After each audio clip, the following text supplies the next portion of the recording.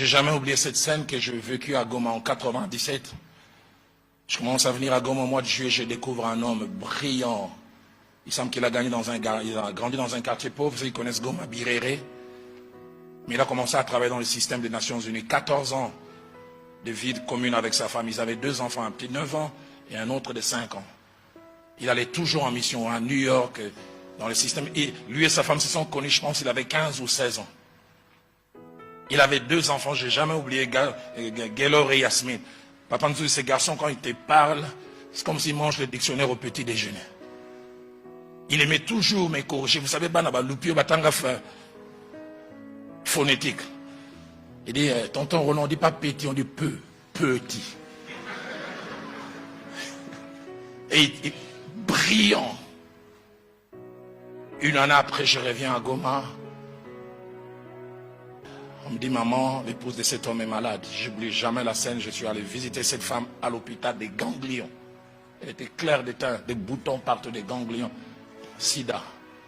Et ce jour-là, j'assiste à la scène. Il est en train de déchirer la chemise de son mari.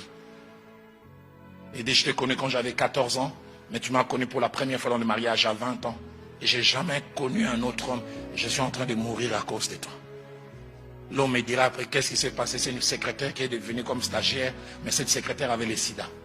Il a attrapé le sida chez la secrétaire et il l'a amené à la maison. Et les combles, c'est l'innocente qui part en premier. Cette femme déchirait l'habit de son mari et dit, je ne verrai jamais mes enfants grandir à cause de toi. 5 mois après, la dame est décédée. L'année qui a suivi, l'homme est décédé. J'oublie jamais. Au mois de novembre 2006, j'arrive à Goma. Pour ceux qui connaissent la ville de Goma, j'arrive au rond-point BDGL. Il y avait, ici à Kinshasa, on les appelle les Chege, mais à Goma, on les appelle les Maïbobo. J'ai trouvé des Maïbobo 12, 13, 15 ans. Mais il y avait un Maïbobo francophone.